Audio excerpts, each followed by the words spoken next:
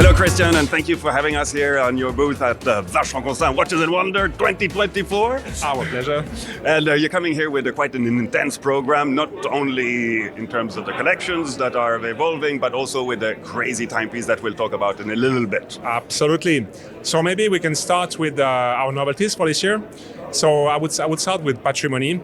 So we are launching a new Patrimony. This is the 20th anniversary of the Patrimony collection, and we are launching a new model, 39mm, with a brand new dial, which has a very nice color that we call all silver. This is a wink to a vintage, as the watch was essentially inspired by watches from the 50s. White gold, rose gold, and in addition, one completed model, which is the 31 days retrograde calendar and moon phases. Okay. Then, just over there, we have the new overseas rose gold with a green dial.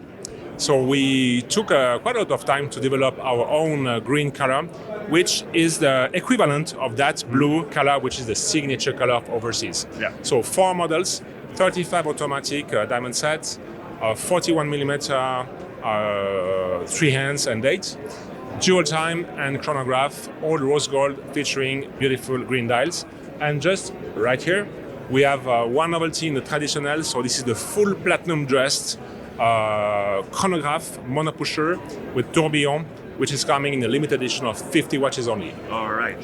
And then technically speaking, you went quite crazy. I guess it must have been kind of a long development. Very much. You are talking obviously about the Berkley Grand Complication. That is correct. So in a few words. So first of all, I think this is a human adventure. So in a nutshell, a passionate collector who is really commissioning or challenging us, I would say, to create incredibly complicated timepieces. But in fact, it starts with the reference 57260 from 2015. Because this great collector from the United States is the owner of the 57260. Okay. And during the end of the So development... that wasn't enough for him. Yeah.